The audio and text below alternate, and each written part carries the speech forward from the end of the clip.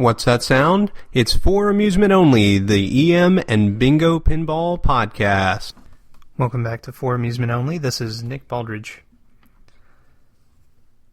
I heard back from Phil Bogema several days ago, actually, on the Rocky Mountain Pinball Showdown, and he was going there to attend the show, and I asked him to look for Scoregasm Master to give that a try, because I thought that might be up his alley. However, he mailed me and said, Nick, I just got back from the show. It looked to be successful. It was really crowded. I looked all over for the Scoregasm, but didn't see it.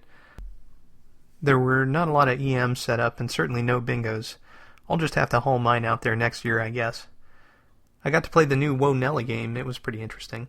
I asked him what he thought of Whoa Nelly, and let him know that you could actually retrofit a chime box into there if you wanted. And I encouraged him to haul out a bingo next year, and I think that would be a really good thing for that show as well as any show.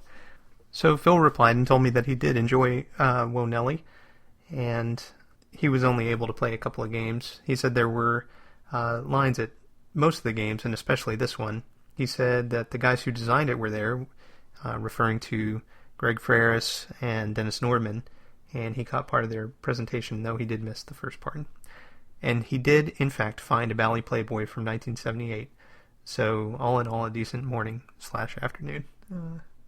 So a few days after that, he let me know that he had heard the segment on slot machines, and if you listened to the interview with Phil, you heard that he had a couple of slots, and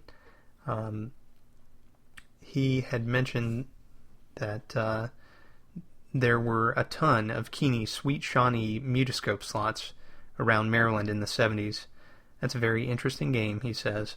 Now, the Sweet Shawnee slots were advancing odds slot machines, so they worked in a similar fashion to bingos in that you put in money and you got a chance for increased odds on the slots.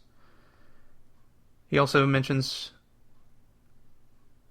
that he has a Bally Continental, which is that oddball machine which I mentioned, that has an actual bingo-style game in the slot machine.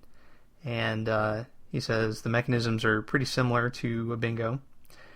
And he says when he bought the slot, he was warned about repairing it. He told the seller that he worked on bingos, and the seller basically said, oh, no big deal then. He says he's had the slot almost 20 years and never uses it. It's nothing like the pins. So, a couple of thoughts come to mind. The first is that the Rocky Mountain Pinball Showdown looks like a fun show, and it's got some interesting speakers. And hopefully, Phil, you do get to try the Scoregasm Master maybe next year.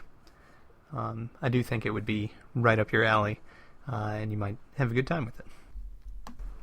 And Phil, I do encourage you to bring a bingo next year. I know what it is that I'm encouraging you to do, and I know that it's a whole heck of a lot of work to haul one of those things out, but I think it would be very good for people to be able to experience these machines. So hopefully you're able to do that, and if not, I fully understand that too. But I do think it would be quite exciting for a lot of folks to get to step up to one of these machines and give it a try. They've been hearing me blab on and on about them for 100 plus episodes, and I'm sure at some point they're going to want to give one a shot.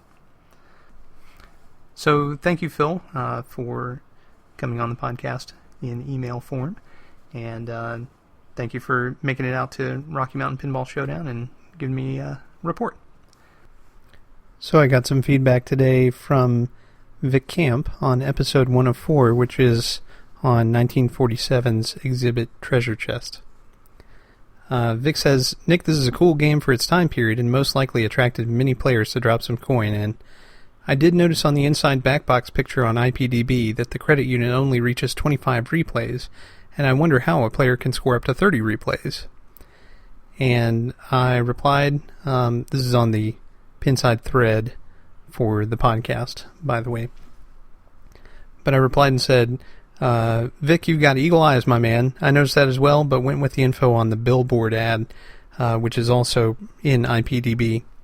I don't see an adjustment for number of replays awarded on Fathom completion, but I would wager that there is one. There are a few unlabeled adjustments that likely control replay frequency, at least from the pictures on IPDB. Again, they're not from every angle, so there may be a label that we just can't see. Also, the instruction card was worn away in that critical info, but it looks like it was set to either 7 or 10 replays. The most likely scenario is that the 30 number is comprised of winning all of the goals on the machine in the same round. If you examine the apron, you'll see that you can win anywhere from 1 to 7 replays by completing goals that were hidden by the operator sticker. That adds up to 28, so that's pretty close. Between that and the ad writer and billboard possibly having incorrect information or just rounding for convenience, we get 30. The example on IPDB may have been set to novelty mode by the operator, which would have done away with the replay award altogether. It's set to replay in the pics. It's also likely that the designers realized that completing all the goals on the machine to award those replays wasn't possible in 5 balls, thus the mechanical limit on the replay counter. So, thank you, Vic, for the feedback. And thanks to all of you for listening. My name again is Nick Baldridge. You can reach me at foramusementonlypodcast@gmail.com.